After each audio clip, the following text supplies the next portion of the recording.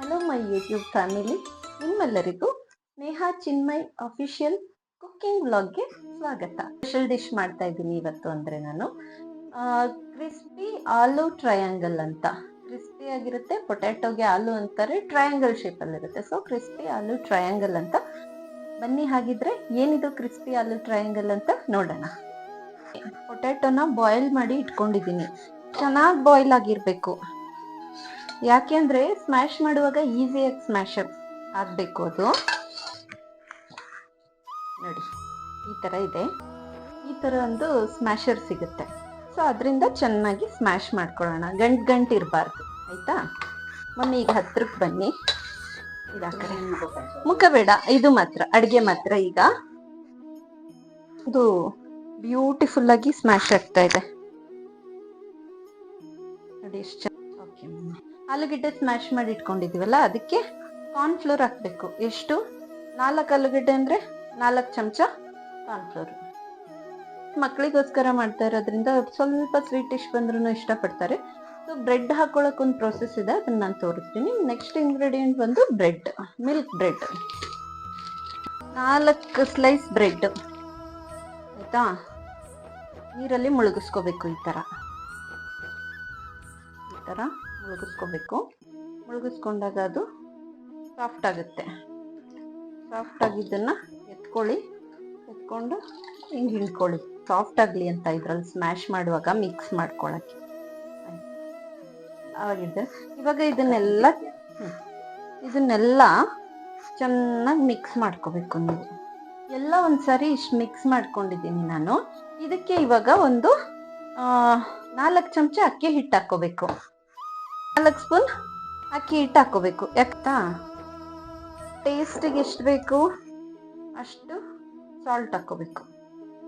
Catch ಅವ್ರದ್ದು amchur powder use ಮಾಡ್ತಾ ಇದ್ದೀನಿ. ನಾನೊಂದು ಅರ್ಧ ಚಮಚದಷ್ಟು ಹಾಕೋತಾ ಇದ್ದೀನಿ. ಪೌಡರ್ನ ತಗೊಂಡಿದ್ದೀನಿ, ರೆಡ್ ಚಿಲ್ಲಿ ಪೌಡರ್. ಆಯ್ತು ನೋಡಿ, ಗರಂ ಮಸಾಲ ಪೌಡರ್ ಇದೊಂದು ಅರ್ಧ ಚಮಚ.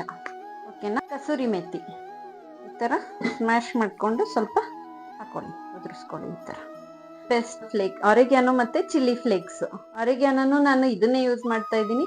ಚಿಲ್ಲಿ ಫ್ಲೇಕ್ಸ್ ನಾನು ಇದನ್ನೇ ಯೂಸ್ ಮಾಡ್ತಾ ಇದ್ದೀನಿ. ಯಾಕಂದ್ರೆ ಬಿಸಾಕಕ್ ಹೋಗಲ್ಲ. ನಾನು ಈ ತರ ಎಲ್ಲ ಸ್ನಾಕ್ಸ್ ಎಲ್ಲ ಮನೇಲಿ ಮಾಡೋದ್ರಿಂದ ಇದನ್ನ ಇಟ್ಕೊಂಡಿರ್ತೀನಿ. ಸ್ನ್ಯಾಪಿನ್ ಅಂತ ಸಿಗುತ್ತೆ, ಸ್ನ್ಯಾಪಿನ್ ಆರಿಗ್ಯಾನೋ. ಪಾಸ್ತಾಗೆಲ್ಲ ಯೂಸ್ ಮಾಡ್ಬೋದು ಇದನ್ನು ಹಾಕೋಬಹುದು ನೀವು. ತುಂಬಾ ಟೇಸ್ಟಿ ಆಗಿರುತ್ತೆ. ಇದು ಹಾಕಿದ್ರೆ ಒಂಥರ ಡಿಫ್ರೆಂಟ್ ಟೇಸ್ಟ್ ಬರುತ್ತೆ ನಿಮ್ಗೆ. ಅದನ್ನೇ ಚಮಚ ಹಾಕಿದೆ. ಯಾಕೆ ಅಂತಂದ್ರೆ ಚಿಲ್ಲಿ ಫ್ಲೇಕ್ಸ್ ಹಾಕೋತಾ ಇದ್ದೀನಿ ನಾನು. ಎಲ್ಲ ಕಂಪ್ಲೀಟ್ ಆಗಿ ಕಲಸಿ ಆದ್ಮೇಲೆ ಹೀಗೆ ಡೋ ರೆಡಿ ಆಗಿದೆ. ನೋಡಿದ್ರಾ? ಈ ತರ, ಈ ಕನ್ಸಿಸ್ಟೆನ್ಸಿಲಿ ಚಪಾತಿ ಹಿಟ್ಟಿಗೆ ಕಲ್ಸ್ಕೊತಿರಲ್ವಾ, ಆ ತರ ಕನ್ಸಿಸ್ಟೆನ್ಸಿಲಿ ರೆಡಿ ಇರ್ಬೇಕು. ಇದು ಚೆನ್ನಾಗಿ ಬರ್ತಿದೀಯಾ ಮಮ್ಮಿ? ಸಾಕಲ್ಲ?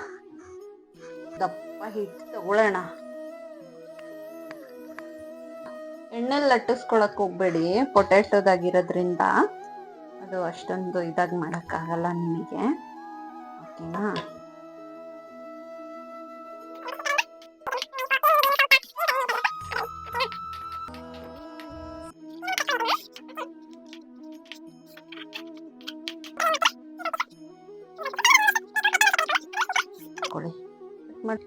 ಈ ತರ ಇದೆ.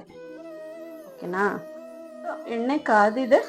ಒಂದೊಂದನ್ನೇ ಹಾಕೊಳ್ಳೋಣ ಎಣ್ಣೆ ಒಳಗಡೆ. ನೋಡಿ ಇಷ್ಟೊಂದು ಬ್ಯೂಟಿಫುಲ್ ಆಗಿ ಬರುತ್ತೆ, ಗೊತ್ತಾಯ್ತು? ಇನ್ನು ಚಿಕ್ಕದಾಗಿ ಮಾಡ್ಕೋಬಹುದು. ಇದೆಲ್ಲ 2 ಕೊಟ್ಬಿಟ್ರೆ ಸಾಕು, ಒಂಥರ ಸಮೋಸ ರೇಂಜಿಗೆ ಚೆನ್ನಾಗಿರುತ್ತೆ ಇದು.